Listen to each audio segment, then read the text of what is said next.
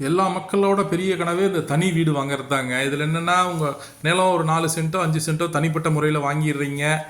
வீடும் உங்களுக்கு பிடிச்ச மெத்தடில் டிசைன் பண்ணி நல்லா கட்டிக்கிறீங்க.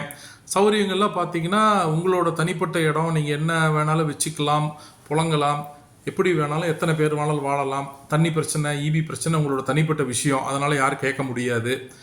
அப்புறம் இது அப்ரிசியேஷன் அப்படிங்கிற மெத்தடில் ரொம்ப வருஷம் கழிச்சு ஆனாலும் உங்களுக்கு ஒரு வேல்யூ கிடைக்குங்கிறது எப்பவுமே மார்க்கெட்டில் ஒரு சீன் உண்டுங்க. ஸோ அதனால் அதுவும் ஒரு மெயினான ஆப்ஷனாக நீங்கள் தாராளமாக வச்சுக்கலாம். அடுத்த ஆப்ஷன் நிலம் வாங்கிறத பற்றி என்னங்கிறத பார்ப்போங்க. இந்த தனிப்பட்ட நிலம் சைட்டு லேஅவுட்டில் இல்லை ரீசேல் சைட்டு வாங்குறதுல ஒரு நல்ல விஷயம் என்னென்னா பட்ஜெட் ஃபஸ்ட்டு உங்களுக்கு கொஞ்சம் கம்மியாக வரும். ஸோ ரெண்டாவது நீங்கள் பின்னாடி உங்களுக்கு கட்டடத்துக்கு உண்டான காசு ரெடி பண்ணிவிட்டு அப்புறம் கூட கட்டிக்கலாம். ஸோ தாராளமாக முன்னேறிய இடங்கள், அதாவது ஆல்ரெடி சிட்டி அர்பன்கிற இடத்துல நிறைய டெவலப்மான இடத்துலையும் வாங்கிக்கலாம்.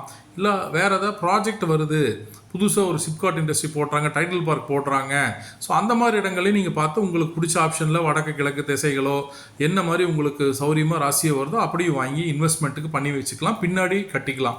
ஸோ 3 ஆப்ஷனுமே அவங்கவுங்க தனிப்பட்ட ஒரு வசதிக்கேற்ப உங்களோட பொருளாதார சூழ்நிலைக்கேற்ப தாராளமாக வாங்கிக்கலாங்க. சிட்டிக்குள்ளேன்னு பார்த்தீங்கன்னா அப்பார்ட்மெண்ட்டு கொஞ்சம் விலை கம்மியில் கிடைக்கும், சிட்டிக்கு நடுவில் இருந்துடலாம். தனி வீடு ஒரு சில சௌகரியங்கள் அதில் இருக்குதுங்க.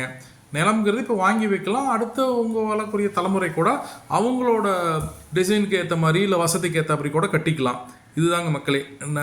உங்களுக்கு எதாவது சந்தேகம் இருந்தால் எனக்கு இன்பாக்ஸில் வாங்க, கண்டிப்பாக விளக்கம் தரேன். எஸ் பில்டராக ப்ரொமோட்டராக 100 வீடுகளுக்கு மேலே நாங்களும் கட்டி விற்றுருக்குறோம். அப்பார்ட்மெண்ட் நிறைய ப்ரொமோட் பண்ணியிருக்கோம், லேஅவுட்டும் ப்ரொமோட் பண்ணியிருக்கோம். ஸோ அதனுடைய வல்லுநருங்கிற முறையில் உங்களுக்கு அதில் இருக்கக்கூடிய சந்தேகங்கள் என்னங்கிறது கண்டிப்பாக நான் விளக்கம் தரேங்க. நன்றி, வணக்கம் மக்களே.